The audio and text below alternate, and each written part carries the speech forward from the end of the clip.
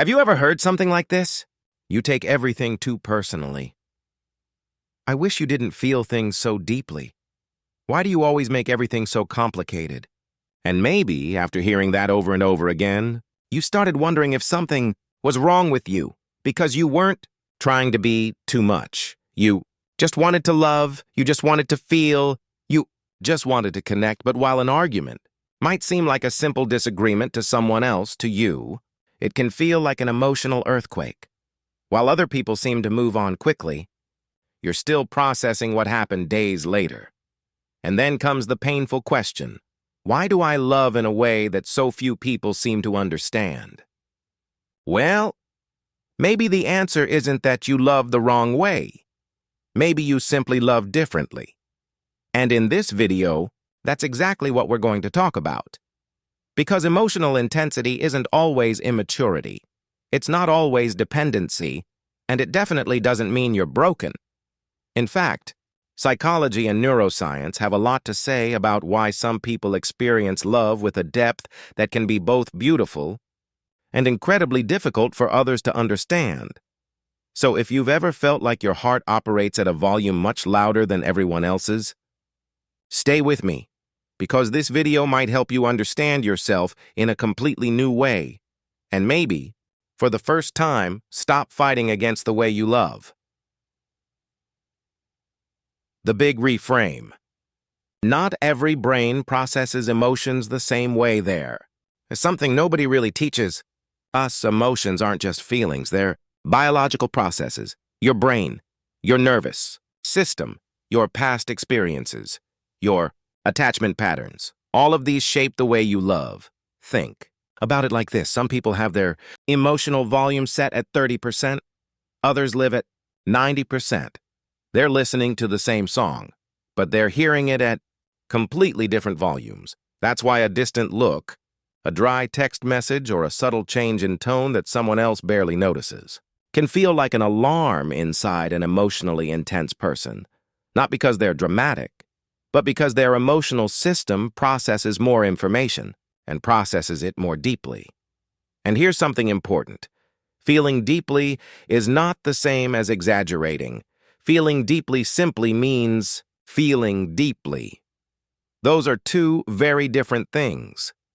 Understanding the science. Our brains are wired to detect social signals. For thousands of years, belonging to a group meant survival. That's why brain regions like the amygdala and the prefrontal cortex are constantly scanning for threats, emotions, and signs of connection.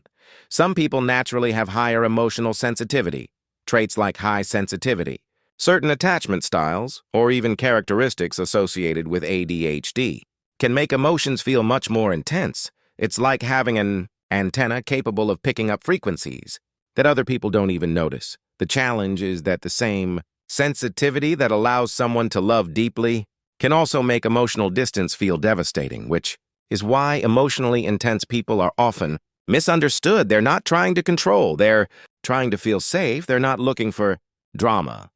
They're looking for connection. They're not trying to fight. They're trying to repair. But from the outside, those needs can easily be misunderstood. And that's where many relationship struggles begin. The great misunderstanding. Emotionally intense people often love like someone diving into the entire ocean, not just dipping their feet in. They commit. They care deeply. They remember the little things. They think about the other person. They crave depth. Real conversations, real intimacy, real connection. And naturally, they often hope to receive that same intensity in return. But this is where problems begin, because most people don't express love in the same way. One person thinks, "Why don't you reach out more?" While the other thinks, "Why do you need so much?" One feels abandoned, the other feels overwhelmed, and neither person is necessarily wrong. They're simply speaking different emotional languages, like two radios trying to communicate on different frequencies. But here's the important part. Intensity doesn't automatically mean healthy love. Let's pause for a second, because feeling deeply doesn't automatically make a relationship healthy. Loving intensely doesn't mean tolerating disrespect. It doesn't mean obsession. It doesn't mean losing yourself. And it certainly doesn't mean making your partner the center of your entire universe. Healthy. Love needs intensity, but it also needs calm. It needs passion, but it also needs regulation. Because a fire can warm your home, but if nobody tends it, it can burn the whole house down. Separate feelings from facts. This changes lives, because feeling something intensely doesn't mean it's true. If your partner takes longer to reply and your mind screams, "They don't care about me anymore," that's a feeling, not a fact. Emotions are messengers, not judges. So before reacting, ask yourself, what do I actually know? What am I imagining? Am I responding to the present moment or to an old wound? That small pause can prevent enormous arguments. Stop expecting people to love exactly like you do. This one is hard, really hard. Because when we give a lot, we naturally expect a lot. But love doesn't always look like intensity. Some people love with words, others with actions, others with consistency, others simply with presence. And if you expect everyone to love exactly like you, you'll spend your life disappointed. Not because nobody loves you, but because you're searching for your own reflection. And love isn't about finding a mirror. It's about learning another person. Regulate your nervous system, because sometimes the problem isn't the relationship. It's the state of your nervous system. When we're emotionally overwhelmed, everything feels threatening. That's why things like sleeping well, exercising, breathing deeply, journaling, talking to someone you trust, practicing mindfulness, or simply taking a walk can completely change the way you interpret life. And this isn't some vague self-help advice, it's neuroscience. If you have ADHD or are highly sensitive, this matters even more. Some people experience what's known as rejection sensitivity, a heightened emotional response to criticism, distance, or signs of disapproval, which means a small disagreement can feel absolutely crushing. And if you grew up in an unpredictable environment where love felt inconsistent, your brain may have learned to stay constantly alert, not because you're weak, but because it was trying to protect you, and that deserves compassion, not shame.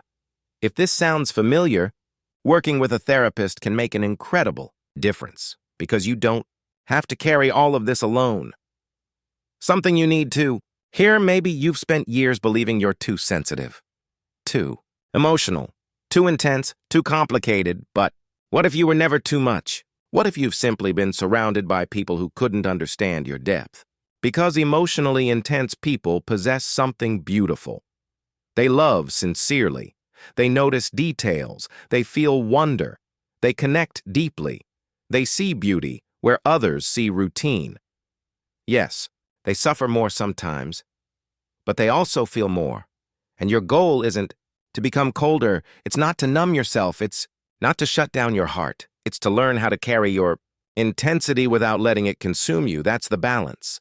So, if you're someone who loves deeply, you don't need to become less of who you are. You simply need to learn how to support yourself better, because emotional intensity isn't a flaw. It's a strength. It just needs direction. Remember, these three things. Feeling deeply doesn't mean you're broken. Your emotions are not always facts, and healthy love requires both depth and emotional regulation. Maybe you'll never love superficially, and honestly, that might be a gift, because understanding the way you love isn't the end of the journey. It's the beginning of a healthier relationship with yourself. And remember, you're not here to feel less. You're here to learn how to feel better. I'll see you in the next video.